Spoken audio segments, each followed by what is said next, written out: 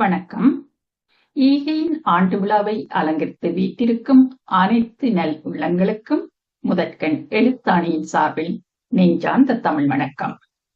ஈகை என்னும் பதத்தை திருவள்ளுவர் குறள் 221 அன்று பயன்படுத்தும் போது அந்த பதத்திற்கோ அன்று அந்த பதம் உணர்த்தும் செயலுக்கோ அதீத முக்கியத்துவம் இருந்ததா என்பது தெரியவில்லை.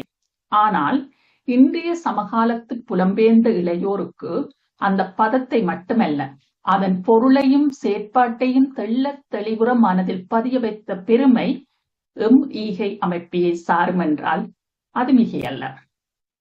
ஈகை பல செயற்திட்டங்களை தொடர்ந்து முன்னெடுப்பதை நீங்கள் அனைவரும் அறிந்திருப்பீர்கள். இருப்பினும் ஈகையும் எழுத்தாணியும் இணைந்து பயணிக்கும் ஒரு செயல் திட்டத்தை பற்றி இந்த சந்தர்ப்பத்தில் சற்று விரிவாக முன்வைக்க விரும்புகின்றேன். எழுத்தாணியின் கல்வி கண் என்னும் கல்வி மேம்பாட்டு கட்டமைப்பினூடாக இலங்கையில் பொருளாதாரத்தில் பின்தங்கிய மாணவர்களை தெரிவு செய்து இணையத்தின் துணையுடன் புலம்பெயர்ந்து வாழும் கல்வியாளர்களால் தொடர்ந்து கல்வி மேம்பாடு முன்னெடுக்கப்படுகின்றது. இந்த கல்வி மேம்பாட்டுக்குள் உள்வாங்கப்படும் அனைத்து மாணவர்களின் பெற்றோர்களிடமும் அவர்களது முதற்கட்ட நேர்காணலின் போது 2 முக்கிய விடயங்களை தொட்டுச் செல்வோம்.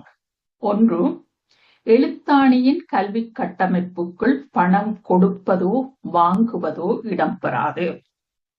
இரண்டாவதாக, அனைத்து ஆசிரியர்களும் தாங்கள் கற்ற கல்வியை இளம் தலைமுறையிற்கு கையளிக்க வேண்டுமென்ற ஒற்றை நோக்கோடு முற்று முழுதாக தன்னலமற்ற சேவையாக மாணவர்களுக்கு கற்பிக்கின்றார்கள் என்ற இந்த 2 கருத்துக்களை மிக மிக ஆணித்தரமாக பெற்றோர்களுக்கு வலியுறுத்துவோம்.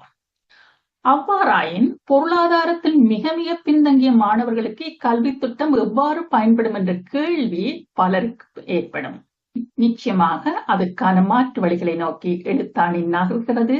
அதன் முதற்படி அஜனி. பொருளாதாரத்தில் மிக மிக பின்தங்கிய குடும்பத்தை சார்ந்த ஒரு பிள்ளை கல்வியில் பின்தங்கி இருப்பதற்கு பல காரணங்கள் உள்ளது. அதில் முக்கியமானது பசி என்ற ஒற்றை சொல் என்பதை இங்குள்ள ஆன்றோர்கள் அறியாதது அல்ல. இதன் காரணமாகத்தான் எழுத்தாணியின் அஜனி என்ற உணவு செயல் திட்டம் உருவாகியது. அஜனி என்றால் அமுத சுரபி, விரும்பி உண்ணும் உணவு என பல பொருள் உண்டு என்பதை நீங்களும் அறிவீர்கள். அஜனியினூடாக பதுளையில் உள்ள கலைமகள் தமிழ் மகா வித்தியாலயம் என்ற பாடசாலையில் ஒரு கிழமையில் 2 நாட்களுக்கு காலை உணவு வழங்கப்படுகின்றது. இந்த இடத்தில் தான் ஈகை எழுத்தாணிக்கு தோளோடு தோள் கொடுத்து உதவுகின்றது. அதாவது 2 நாட்களில் ஒரு நாளுக்கான செலவை ஒரு வருடத்துக்கு பொறுப்பேற்று செயற்படுத்துவது எமது ஈகை அமைப்பே என்பதை பெருமையுடன் இச்சபையில் பதிவு செய்கின்றேன்.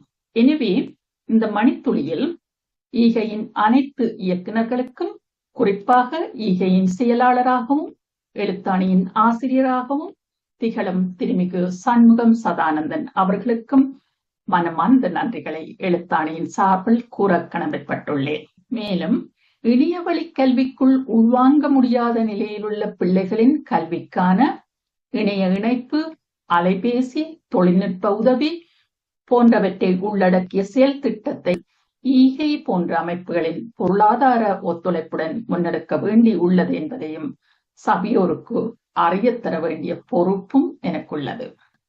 இறுதியாக இந்த மாறுபட்ட வாழ்த்துரை எடுத்தியம்பியது ஈகையின் பெரும் குமூக பங்களிப்பில் மிகச் சிறிய துளியே. ஆனாலும் ஈகை உதவி தேவையானவர்களுக்கு தனது சேவையை தொடர்ந்து சிறப்பாக முன்னெடுக்க வேண்டும் என எழுத்தாணியின் சார்பில் மனதார வாழ்த்தி விடைபெறுகின்றேன். நன்றி.